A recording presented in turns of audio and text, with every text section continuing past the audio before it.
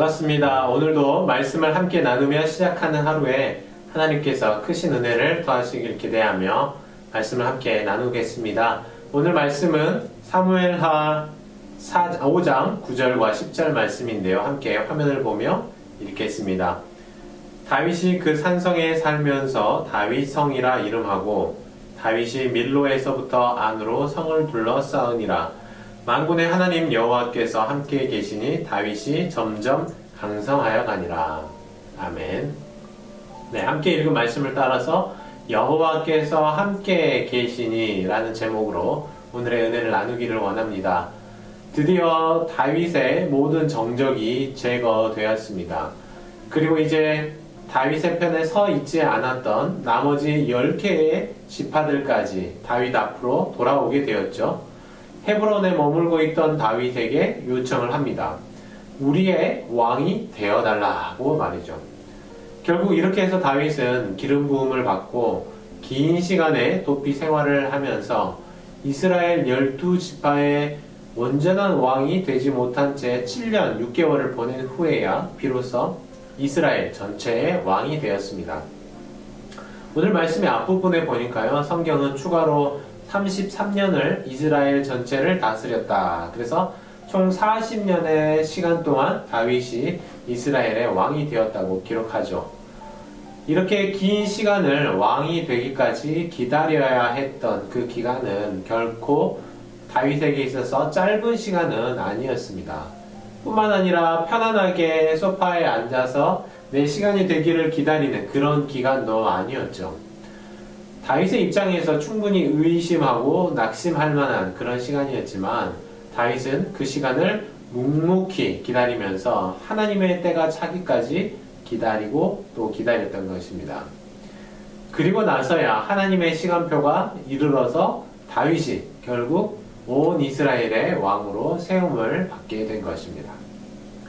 왕국이 새롭게 되고 나면 또 완성되고 나면 많은 나라들이 그랬던 것처럼 수도를 옮기는 일을 하게 됩니다. 효과적으로 나라를 다스릴 수 있을 뿐만 아니라 또 여러 어떤 상징적인 그런 의미를 가지고 있는 지역을 골라서 수도를 옮기는 일을 하죠. 여기서 다윗은 5장 6절부터 읽어보니까요, 이스라엘의 상징과도 같았던 시온성, 예루살렘을 빼앗는 장면을 기록하고 있습니다. 이것은 어떻게 보면 다윗의 통치 시기 동안 가장 의미 있는 일 중 하나가 아니었을까 생각을 하게 되죠. 이 예루살렘에는 당시 여부스 사람들이 살고 있었는데요. 처음 가나안을 정복하던 그 시기에도 완전히 차지하지 못했던 그런 성이었습니다. 현재 거주하고 있는 이 헤브론이라는 성도 나쁘진 않았지만 유다지파 진영으로 너무 치우쳐져 있었기 때문에, 한쪽으로 이렇게 쏠려 있었기 때문에 새로운 도움이 필요했습니다. 또 그런데 보니까요, 이 여부스 사람들이 지키고 있던 이 예루살렘 성이 꽤나 방어력이 높은 성이었던 것 같습니다. 여기서 여부스 사람들이 예루살렘을 공격하는 이 다윗과 군사들을 마주하면서 그들에게 했던 말이 성경에 기록이 되어 있는데요. 오늘 말씀해 보니까 그들을 보면서 이렇게 말하고 있습니다. 너희가 결코 들어오지 못하리라. 맹인과 다리 저는 자라도 너를 물리치리라 라고 말하고 있습니다. 그만큼 자신이 있었다는 말이겠죠. 물론 전쟁을 앞두고 사람들이 이런 허세 섞인 발언을 할 필요도 있겠지만 예루살렘이 그만큼 이처럼 난공불락의 성이었다라는 것을 보여주는 그런 말이라고 할 수 있습니다. 그러나 이러한 인간의 허세는 하나님의 사람 앞에서 한없이 약하고 또 약한 것이었습니다. 성경을 보니까요, 여부스 사람들이 호언장담을 하자마자 다윗 편에서는 별다른 묘사도 없이 또 6절, 7절이 이어지는 장면에서 다윗이 시온 산성을 뺏었다 이렇게 그냥 기록하고 있어요. 그리고 그 성의 이름을 다윗성이라고 부르게 되었다라고 기록합니다. 그러면 어떻게 해서 다윗이 이 성을, 이렇게 난공불락의 성을 손쉽게 정복할 수 있었을까요? 새로 시작하는 다윗 왕국이 왜 이렇게 탄탄대로 길을 갈 수 있었을까요? 바로 그 이유가 10절 말씀에 기록되어 있습니다. 제가 한번 10절을 읽어보겠습니다. 만군의 하나님 여호와께서 함께 계시니 다윗이 점점 강성하여 가니라.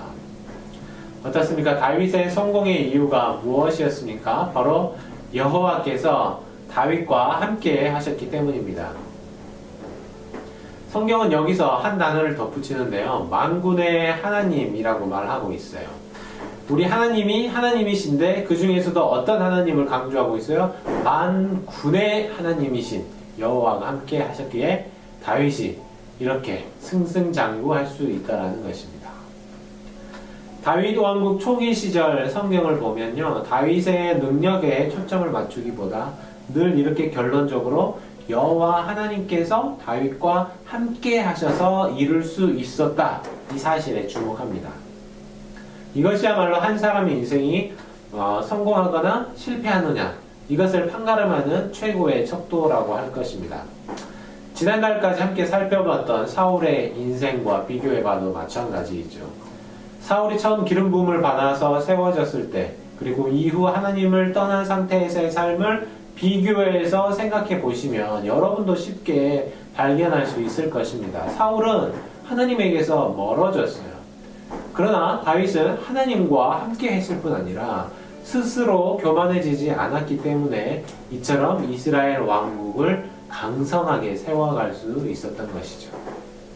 그래서 성경은 이어서 왕궁을 짓는 모습을 11절에서 기록하면서 이어지는 12절에서 이렇게 다윗 왕국의 초창기 상황을 정리하는데요. 제가 12절을 읽어보겠습니다.